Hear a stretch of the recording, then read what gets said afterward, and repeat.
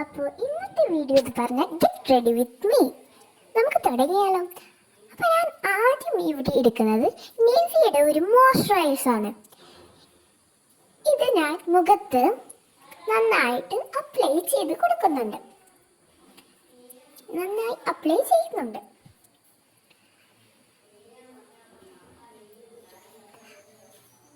പിന്നെ ഞാൻ മുടി അങ്ങ് കെട്ടിവെച്ചു.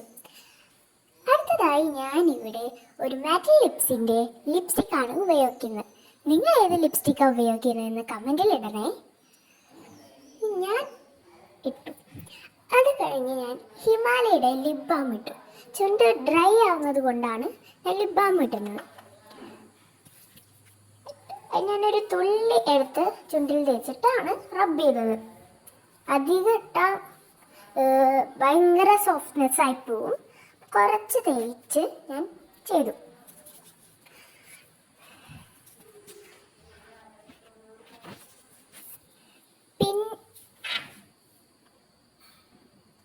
പിന്നെ ഞാനിവിടെ എടുത്തത് ലാക്മിൻ്റെ ഇസ്റ്റാ ലൈനറാണ്. ഞാൻ ഈ ലൈനറാണ് ഉപയോഗിക്കല്.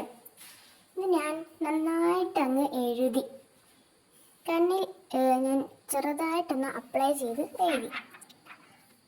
ഞാൻ അതുകൊണ്ട് തന്നെയാണ് കേട്ടോ പൊട്ട് വിട്ടത്. അടുത്തത് പിന്നെ ഞാൻ മസ്കാരയാണ് എടുത്തത്. അത് തുറക്കാൻ കിട്ടാഞ്ഞിട്ട് ഞാൻ ഡ്രസ്സ് കൊണ്ട് അടക്കം തുറന്നു നോക്കി. അവസാനം കടിച്ച് അത് തുറന്നു. ഞാനത് പതുക്കെ ഇതിൽ തേച്ച് കൊടുത്തു.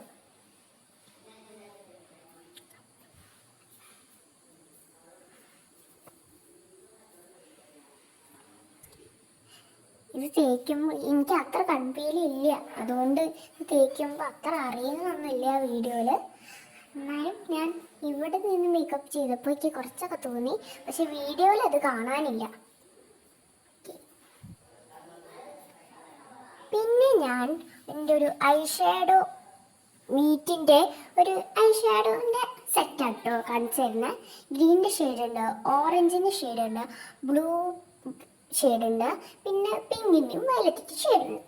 അപ്പം ഞാൻ ഇതിൽ ഉപയോഗിക്കുന്നത് പിങ്കും വയലറ്റും ആണ് കേട്ടോ.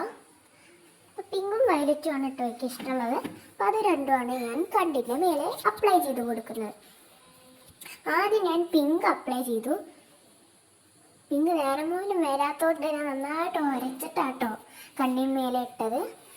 അത് അപ്പുറത്തെ കണ്ണിലും ഇട്ടു. ഐലൈനർ ഇട്ടതിൻ്റെ ഓരോരോ പാടുകൾ കണ്ണിൻ്റെ മേലുണ്ട്. പിന്നെ ഞാൻ വയലറ്റ് എടുത്തിടാൻ തുടങ്ങി. പിങ്ക് നേരം പോലെ വരാത്തോണ്ട് ഞാൻ വയലറ്റ് എടുത്തിടാൻ തുടങ്ങി. എന്നിട്ട് വയലറ്റൊക്കെ എടുത്തിട്ടാണ്. പിന്നെന്ന് പറഞ്ഞു കഴിഞ്ഞാൽ നമ്മുടെ അടുത്ത സ്റ്റെപ്പ് പറഞ്ഞാൽ മുടി കെട്ടലാണ്. അപ്പോൾ നമ്മൾ സാധാ പോലെ ഇങ്ങനെ ചീർപ്പുകൊണ്ട് ഇങ്ങനെ ചീന്തി ഞാൻ സൈഡ് വഴിച്ചലാട്ടോ എടുക്കൽ. ഞാൻ സൈഡ് വഴിച്ചലെടുത്ത് ഇപ്പുറത്തും ചെയ്ത് ഞാൻ പഫ് പോലെ കെട്ടിയിട്ടാണോ ചെയ്യണത്. ഞാൻ സൈഡിൽ നിന്ന് ചെറുതായിട്ടൊന്ന് പഫ് പോലെ മേലേക്ക് ഇങ്ങനെ എടുത്തിട്ട് ബാക്കിൽ ഇങ്ങനെ ചുരുട്ടിയിട്ട് ക്ലിപ്പ് ചെയ്യാണ് കേട്ടോ ചെയ്യുന്നത്. അപ്പോൾ ഞാൻ ബാക്കിൽ ഇങ്ങനെ ക്ലിപ്പ് ചെയ്യും. പിന്നെ അങ്ങനെ എടുത്തിട്ട് സൈഡിൽ നിന്ന് ഇങ്ങനെ എടുത്തിട്ട് അങ്ങനെ മുടിയാക്കിയിട്ട് നമ്മൾ ബാക്കിൽ ഇങ്ങനെ പിരിച്ചിട്ട് നമ്മൾ ക്ലിപ്പ് കുത്തുന്നു. പിന്നെന്ന് പറഞ്ഞു കഴിഞ്ഞാൽ നമ്മൾ മറ്റേ സൈഡിൽ നിന്ന് നമ്മൾ സാധാരണ വീട്ടിലൊക്കെ നിൽക്കുമ്പോൾ കെട്ടുന്ന പോലെ സൈഡിൽ നിന്ന് ചെറുതായിട്ട് കുറച്ച് മുടിയെടുത്ത് ബാക്കിലേക്ക് ഇങ്ങനെ പിരിച്ച് കെട്ടി ബാക്കിൽ ഇങ്ങനെ നന്നായിട്ട് ഇങ്ങനെ പിരിച്ചിട്ട് നമ്മൾ അവിടെ ഇങ്ങനെ ക്ലിപ്പ് കുത്തി വെക്കുന്നു.